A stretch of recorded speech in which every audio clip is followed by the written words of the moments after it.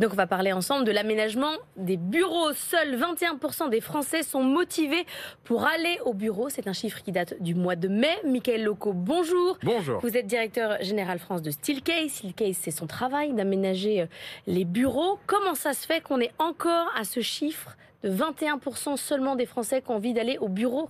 Ça ne revient pas. On n'a toujours pas envie d'y retourner. Alors oui, alors ça tient à plusieurs choses, hein, mais c'est...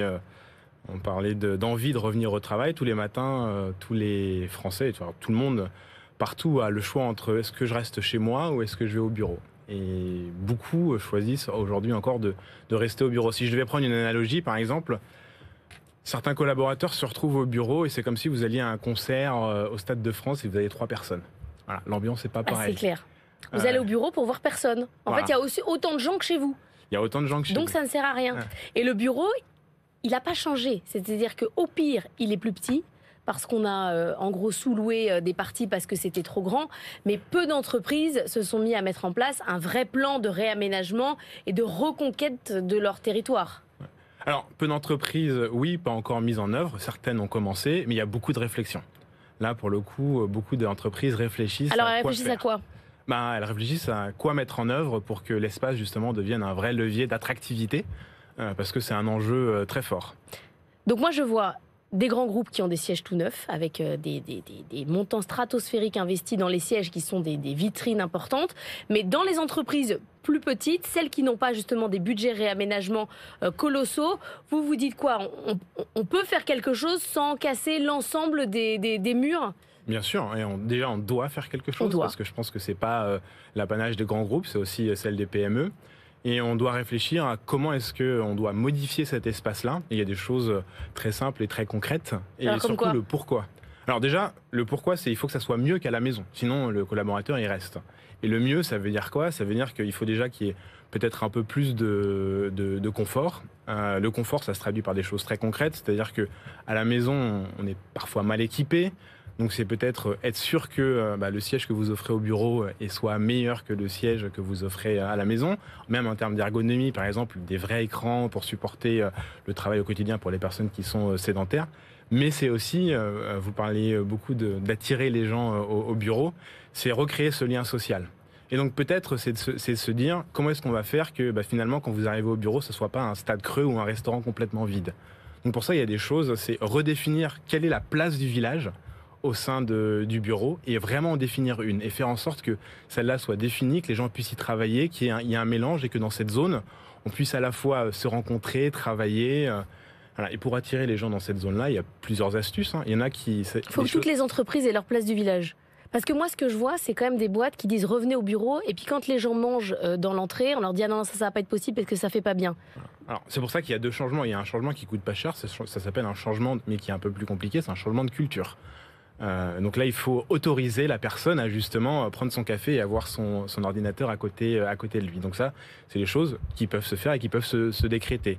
Il faut aussi, et là pour certains managers, alors autant souvent l'aspiration de la direction générale est souvent dans cette direction-là, mais après, c'est aussi un changement de culture, un changement managérial. Accepter que ces équipes ne soient pas autour de soi pour pouvoir contrôler ce qu'elles font, mais qu'elles puissent être tout aussi productives en étant assis dans un mode lounge, par exemple, ou dans un monde allongé au café à discuter avec un autre collègue. C'est pas pour autant qu'elles ne travaillent pas. Et accepter qu'un client peut venir dans une entreprise et voir un café, un sandwich. Vous voyez, parce que l'entreprise, c'est aussi une vitrine. Ça ne peut pas être n'importe quoi. On peut pas...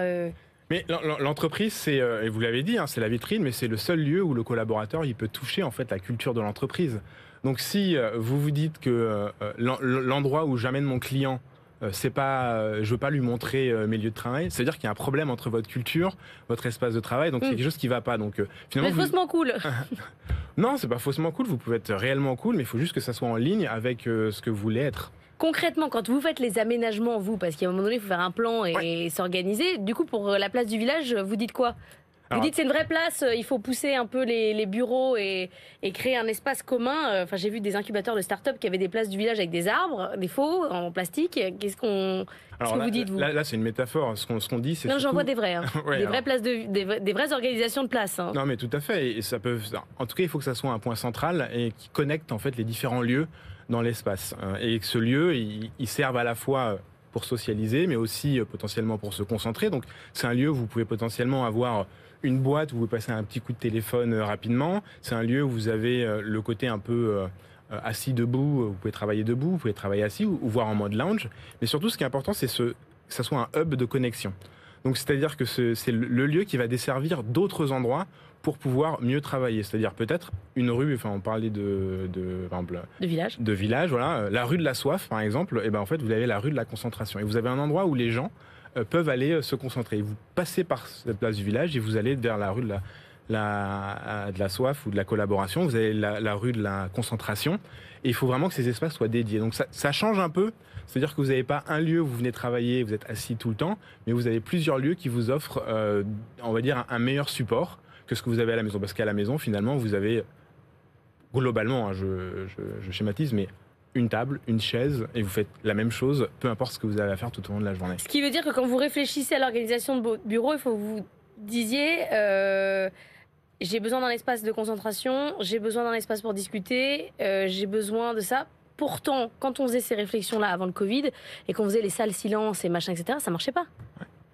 Alors, c'est pas que ça marchait pas, mais que c'était pas accompagné. Donc, il faut avoir cette réflexion-là, il faut le mettre en place. Et je pense que c'est le moyen de redonner un peu plus de concentration et de vie au lieu. Parce que s'il n'y a pas de vie, les gens, ils ne reviendront pas.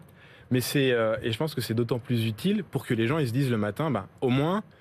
Avant, quand je suis obligé de travailler de chez moi, là j'ai ma salle silence, alors que parfois les gens n'avaient pas la possibilité de se concentrer chez eux, ou n'avaient pas la possibilité d'avoir la bonne technologie ou le bon outil pour faire leur brainstorming ou leur méthode de collaboration ensemble. Voilà.